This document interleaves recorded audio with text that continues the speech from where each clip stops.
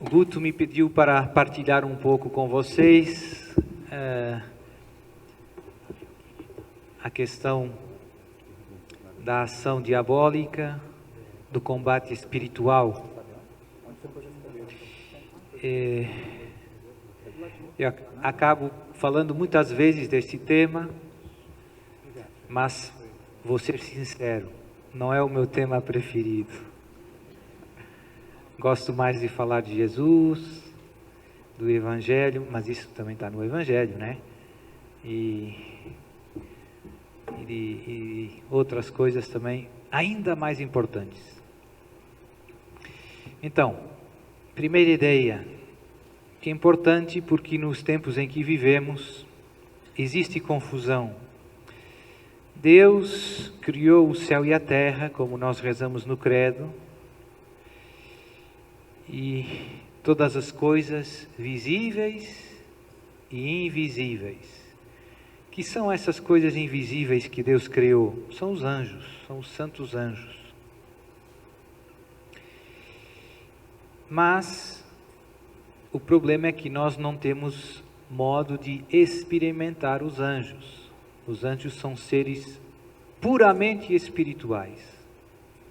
Nós, homens, somos uma mistura, digamos, corpo e alma.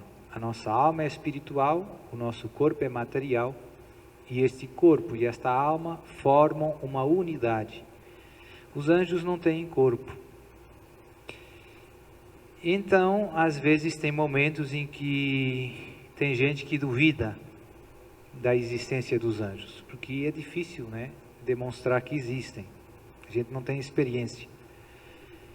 E isso perturbou a fé de muita gente. A igreja sempre ensinou que os anjos existem. Se você pegar as Escrituras, a Bíblia, você encontra muitas passagens em que temos anjos, e até sabemos o nome de alguns dos anjos.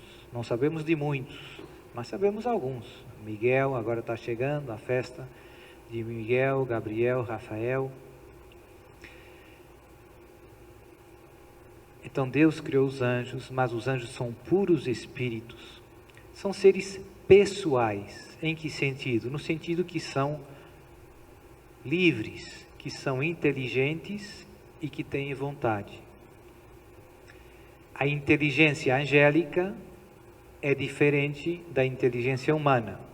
Os anjos são mais inteligentes que os homens e não procedem tanto como nós procedemos muito por dedução, por raciocínio, e eles procedem mais por intuição.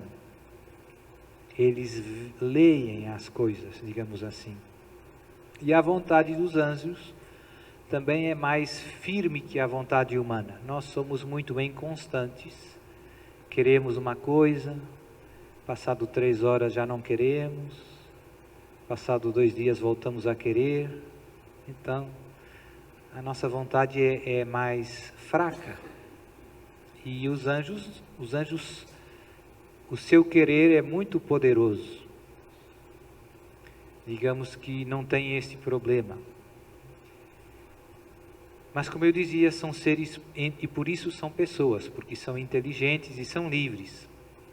E por serem livres, também tiveram, como os nossos primeiros pais, Adão e Eva, também foram provados, porque Deus criou os anjos e os homens livres e gosta e quer que nós o amemos, que respondamos ao amor que Ele nos tem livremente.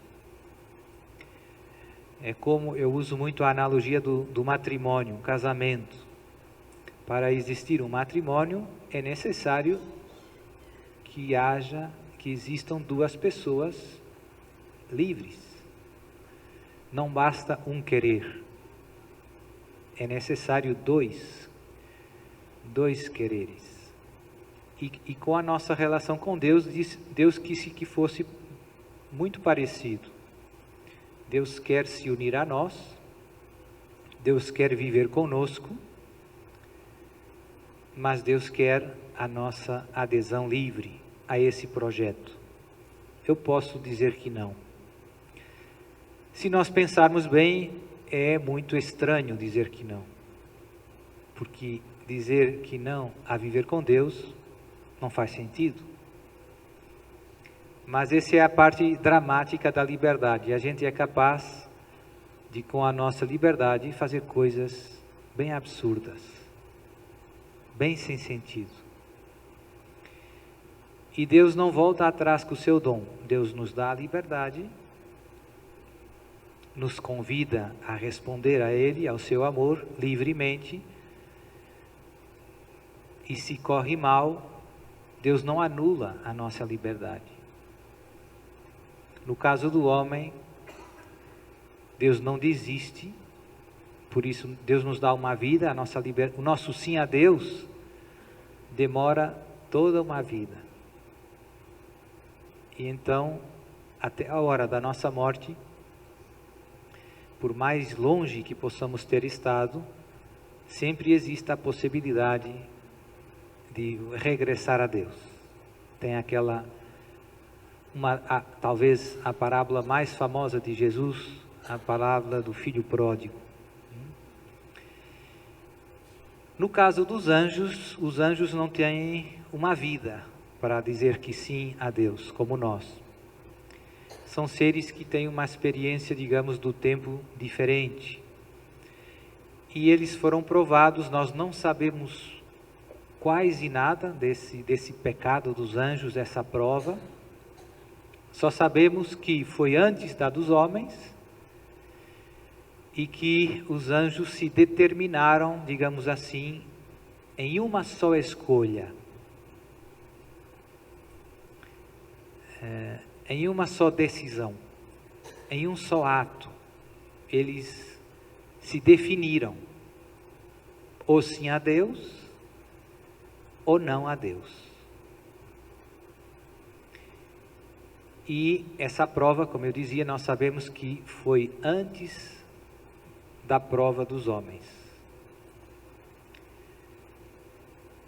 Então a igreja sempre ensinou isto, mas infelizmente, nos últimos séculos, entrou, digamos assim, uma moda, mesmo nos ambientes católicos, mesmo em seminários católicos, em grandes teólogos, em grandes estudiosos das Escrituras, entrou uma moda errada que levou muitos a negar a existência dos anjos.